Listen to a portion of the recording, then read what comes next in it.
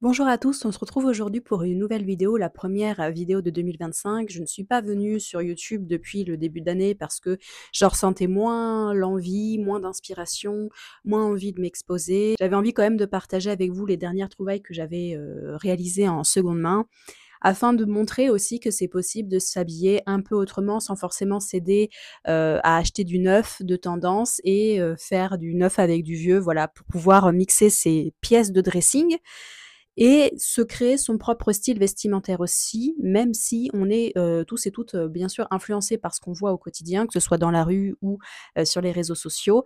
Je trouve que d'investir en seconde main dans des pièces intemporelles qui sont de belles confections avec de belles matières, de belles finitions et récemment j'ai fait des trouvailles, je trouve, très intéressantes à des prix vraiment mini.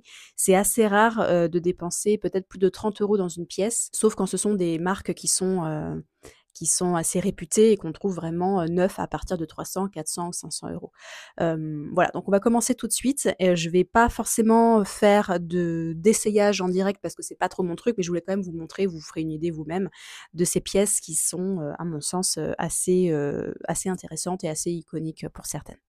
La première pièce que j'ai trouvée en seconde main, récemment, c'est une belle marinière que j'ai trouvée, sur le site Vinted, que j'ai déjà passée à la machine. Je l'ai reçue dans un excellent état. C'est une marinière de la marque Le Minor, qui est une marque française. Elle est 100 coton. C'est un coton qui est, assez, épais, assez doux. Vous avez, le petit, sigle de la marque ici et on sent que c'est vraiment une pièce qui n'est pas forcément neuve et récente parce que les étiquettes sont un peu anciennes. Donc elle est faite en France. Vous avez à l'intérieur, encore l'étiquette de composition. Moi, je vous l'ai déjà dit, je crois, dans une de mes vidéos, mais j'achète jamais quand il n'y a pas l'étiquette de composition parce que je ne fais pas spécialement confiance aux gens non plus. Il y a vraiment de tout et pas mal de personnes mal intentionnées aussi parfois. J'aimais bien le détail en fait du col qui est quelque chose d'assez assez détente, mais qui peut être contrebalancé, je trouve, avec un jean blanc ou un jean brut et une paire de mules ou de sabots. Voilà, c'est une pièce que j'ai envie de porter au printemps. C'est une taille M. Je la voulais pas trop loose non plus. Je voulais pas quelque chose de trop ample ou de trop serré. Je voulais voilà quelque chose de simple et efficace. Et je l'ai payé 2,50 €. À ça, vous rajoutez évidemment les frais de port et les frais de commission acheteur. Mais je trouve que 2,50 € pour une marinière qui se vend aujourd'hui en moyenne entre 60 et 120 €, et bah, j'étais très contente de faire cette acquisition. La deuxième pièce que j'ai envie de vous présenter, c'est une pièce que j'adore. J'ai vraiment eu beaucoup de chance sur la taille parce que quand on achète des choses qui ne sont pas forcément aux normes d'aujourd'hui, aux règles d'aujourd'hui, forcément en vintage, les tailles sont un peu plus grandes, un peu plus droites et c'est parfois, voilà, on fait souvent des erreurs et ça m'arrive encore régulièrement malheureusement, même si je connais mes mesures et que voilà. La deuxième pièce, c'est une veste en cuir de la marque Massimo Dutti et c'est une marque que j'aime beaucoup et qui vient généralement de vendeuses qui sont basées en Italie.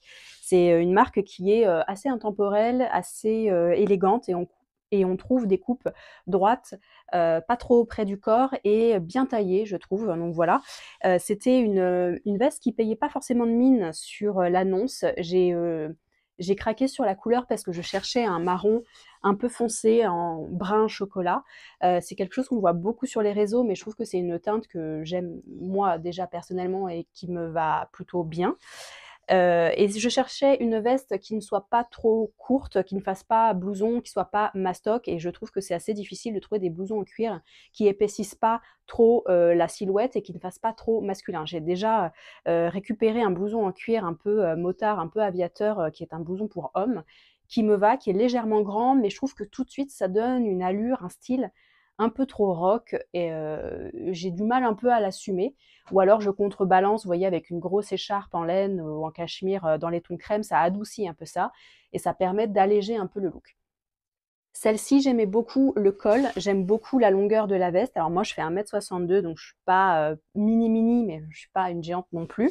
J'aimais beaucoup la coupe un peu vintage avec les boutons, les poches sur les côtés et elle est juste parfaite pour moi. Alors ça, je vais vous la montrer, ça va pas forcément aller avec ce que je porte aujourd'hui, qui est une salopette de chez Uniqlo, si vous me posez la question. Elles sont géniales. J'en ai deux et voilà. Donc c'est une veste, vous voyez, qui est renforcée légèrement aux épaules.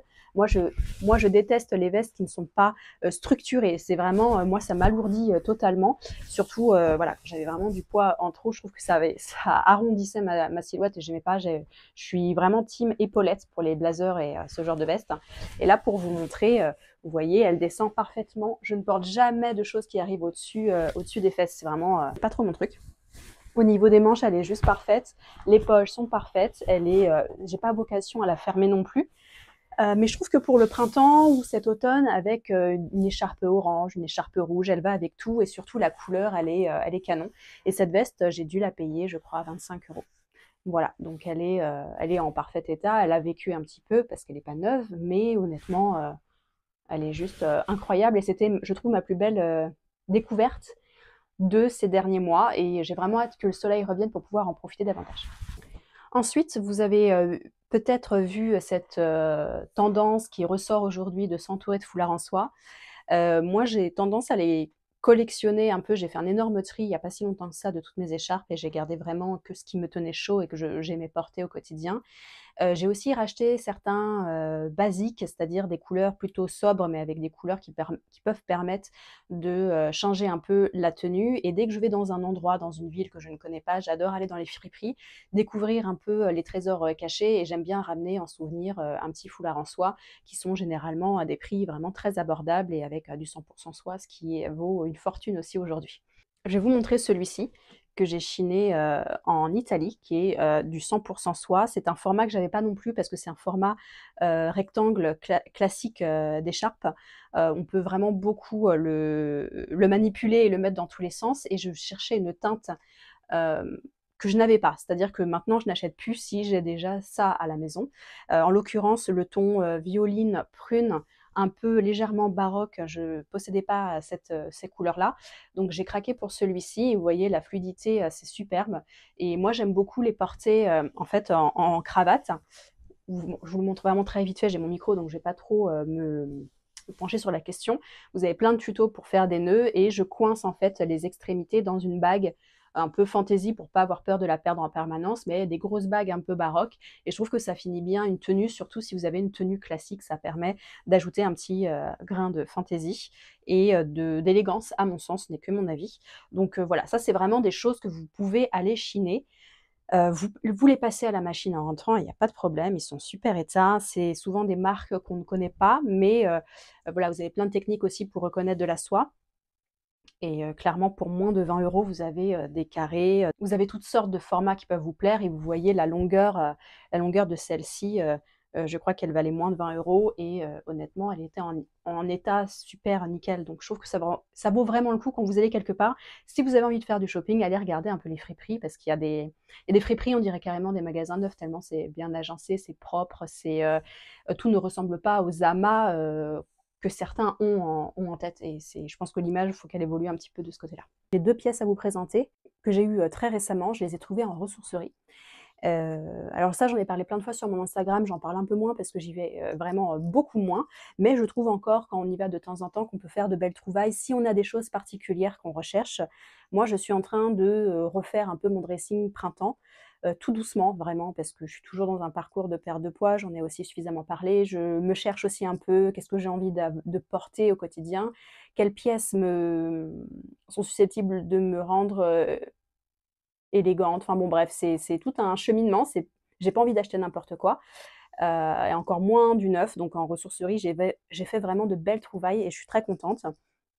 Et surtout, je vais de plus en plus au rayon hommes parce que tout ce qui est femme et généralement comme c'est des vêtements aussi parfois un peu, pas vintage, mais un peu anciens, un peu datés, je trouve que c'est très slim et on commence à retrouver des vêtements très slim, très fit et c'est pas du tout les genres de coupes qui moi me plaisent. Donc je vais dans les petites tailles chez les hommes et je trouve mon bonheur et de belles matières.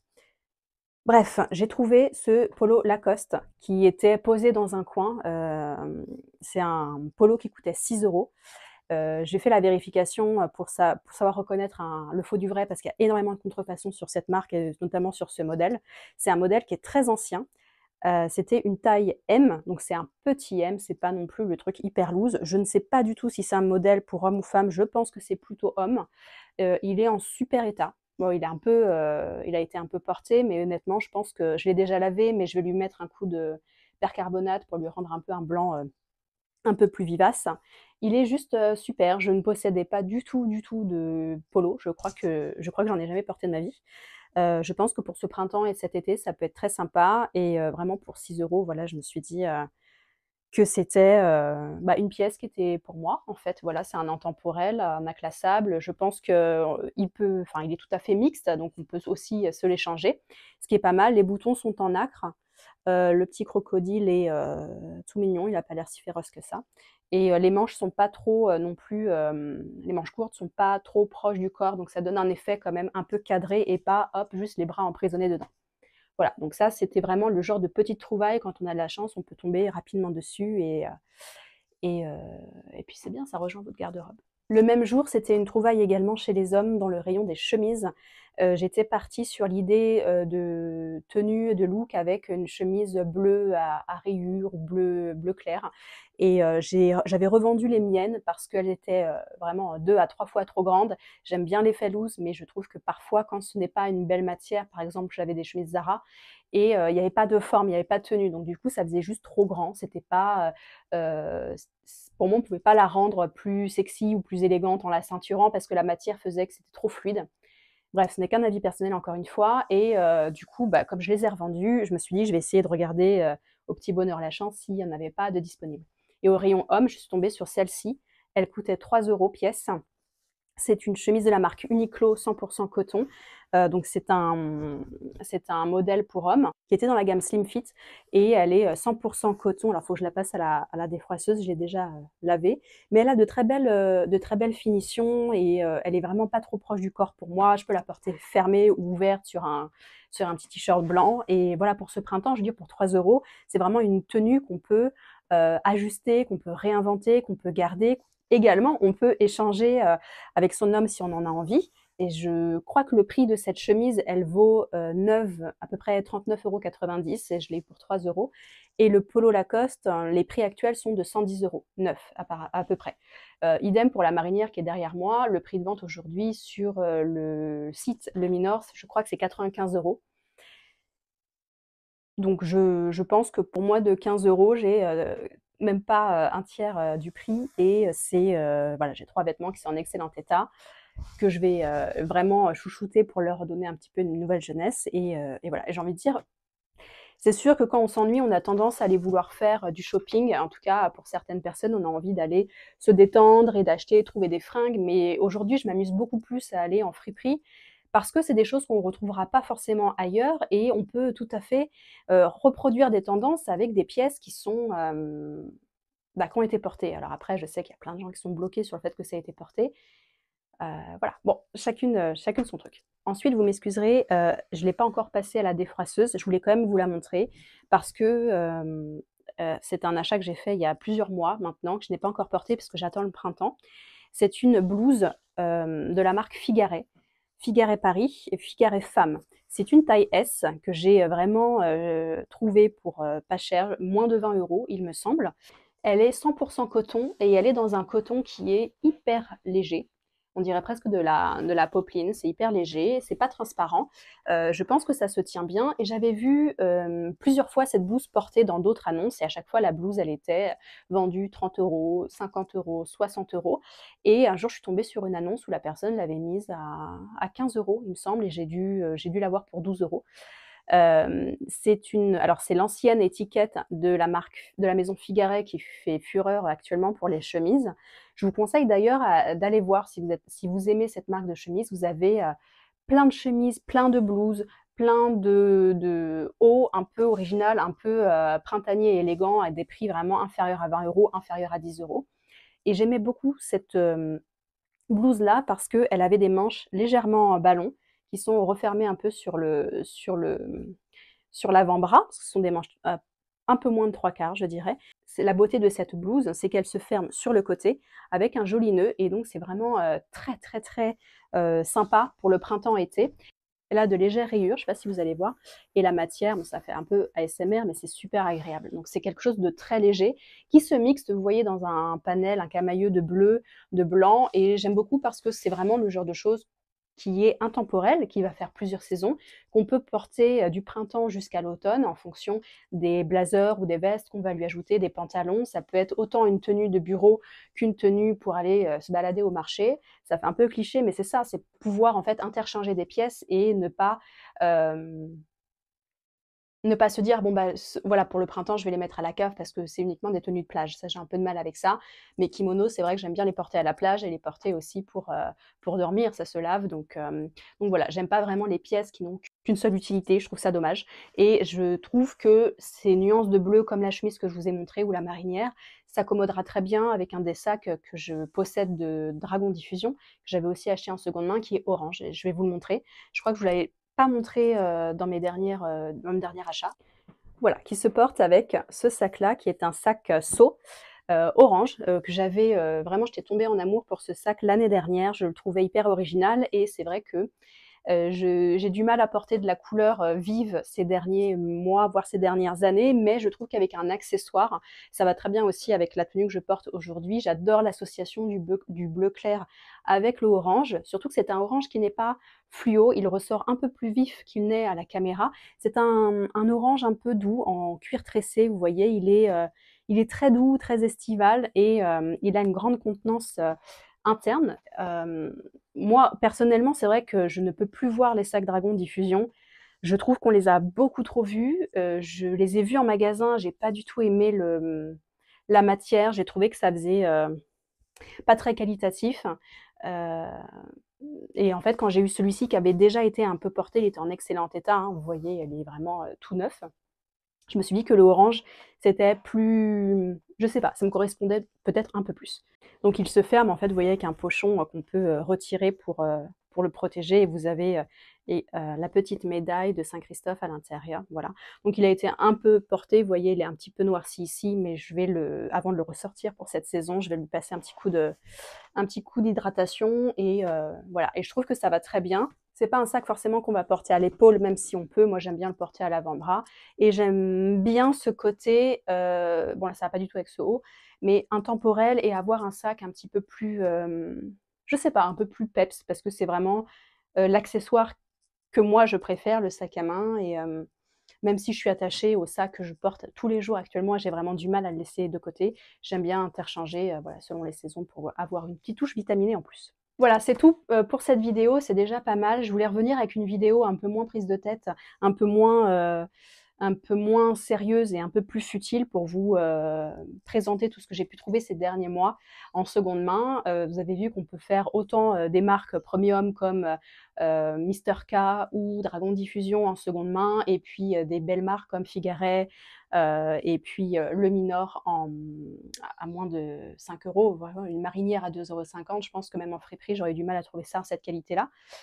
Donc voilà, et j'espère que votre début d'année s'est bien passé, que vous avez passé de belles fêtes de fin d'année, que vous avez eu un peu de courage pour reprendre 2025. Voilà, je ne sais pas encore quelle prochaine vidéo je vais tourner, peut-être un peu plus beauté, un peu plus parfum, peut-être une vidéo produit terminé, même si dernièrement